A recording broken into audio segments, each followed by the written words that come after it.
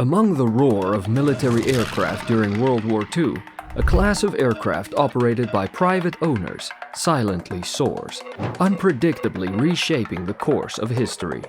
One of them stood out as the most successful private aircraft of the time, defeating all obstacles during the war and making a significant contribution to aviation history.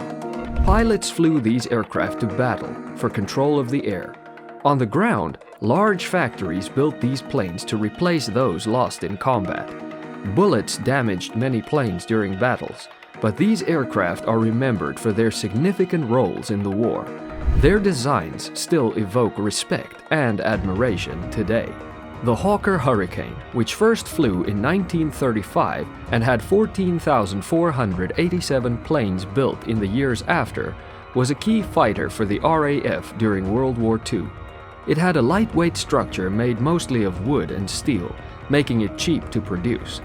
Different versions were made for various roles during the war, but its main job was to fight German Messerschmitt Bf 109s, the main fighters of the Luftwaffe.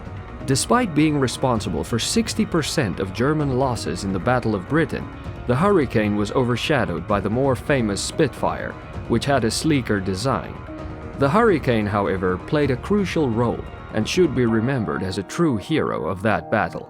The Messerschmitt Bf 109, introduced in 1937, was one of the most advanced fighters of its time. It was made of all metal and quickly saw combat in the Spanish Civil War, with Germany's Condor Legion supporting Franco's nationalists. Production was extensive, with 34,248 planes built by April 1945. The Bf 109 holds the record for the most kills by any fighter plane in history, with over 20,000 confirmed kills, including all 352 planes shot down by Erich Hartmann, a famous ace pilot. Recognizable by their yellow-painted nose cones, these fighters dominated the skies over Europe, Africa, and the Mediterranean throughout World War II.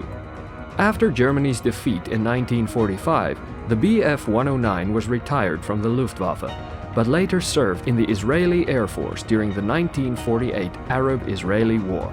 The Japanese Zero was known as the best carrier-based fighter plane of World War II due to its great maneuverability and long range. When the US entered the war, the Zero initially outperformed American planes. American pilots respected and feared it, especially early on, when Zeros had a kill ratio of 12-1 against American planes in the Pacific.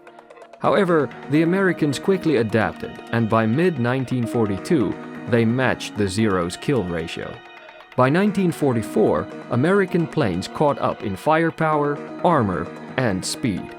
Despite production delays and American bombers reaching Japan, the Zero remained in use until the end of the war, often as a kamikaze weapon.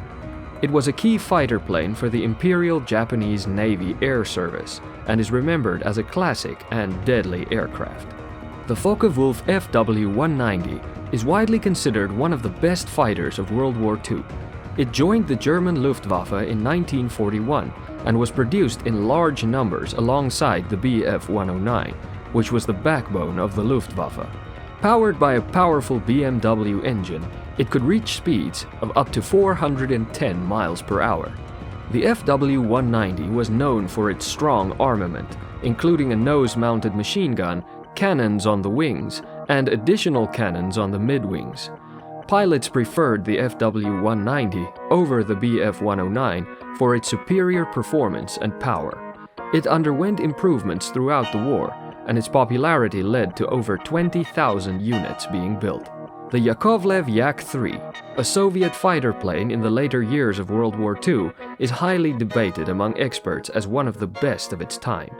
Initially, Soviet planes struggled against German aircraft until mid-1944. The Yak-3, known for its light weight and speed, changed this. In June 1944, 18 Yak-3s fought 24 German planes, shooting down 15 without losing many of their own. Another battle saw 8 Yak-3s take on 60 German planes, downing several without losing any Yak-3s. The Yak-3 became popular among fighter squadrons, including French pilots who preferred its speed and agility over Western planes on the Eastern Front. The Messerschmitt Me-262 was the first operational jet-powered fighter, powered by two Junker Jumo 4B turbofan engines and capable of reaching an incredible speed of 560 miles per hour. Its speed made it difficult for Allied planes to compete in the air, so they focused on destroying Me-262s on the ground before they could take off. Luckily for the Allies, they had overwhelming air superiority in terms of numbers, and the Me-262, known as a wonder weapon, arrived too late in the war to change the outcome significantly. World War II saw major advancements in aerial technology. At the war's start, many air forces still used outdated biplanes. The top Allied air ace, Marmaduke Pat Patel, scored most of his kills flying a Gloucester Gladiator biplane before switching to the Hawker Hurricane, but he was shot down over Greece in 1941. By the war's end, jet engines lit up the skies as Nazi Germany desperately tried to resist defeat. The North American Aviation P-51 Mustang, designed in 1940 and in service from 1942, played a crucial role in defeating Axis forces during World War II. It was America's deadliest and most capable fighter. In Europe, it helped weaken the Luftwaffe significantly. Originally, it had performance issues at high altitudes, so the British RAF modified it with a Rolls-Royce Merlin engine, greatly improving its capabilities. The US later used a similar engine, the Packard V1657, in their versions. Mustang pilots claimed a total of 4,950 enemy aircraft kills during the war. Afterward, it served in the Korean War before being replaced by the F-86 Sabre. Over 15,000 Mustangs were built, and it remains a significant part of American history. The Supermarine Spitfire, cherished by the British, is considered one of the most beautiful fighter planes of World War II. It became an iconic symbol for the RAF and is the most famous British fighter of the war. This high-performance interceptor was designed for short-range missions to quickly take down enemy fighters. After proving itself in the Battle of Britain, the Spitfire replaced the Hurricane as the RAF's main fighter. Over 20,000 Spitfires were built, and they continued to serve long after the war, finally retiring in 1961. Known for their distinctive elliptical wings, some 70 Spitfires still fly today in air shows, while many others are on display in museums worldwide. As the curtains close on the era of World War II, the story of these private planes reminds us of the resilience and innovation in the midst of global conflict, which also shaped the future of aviation long after the war's end.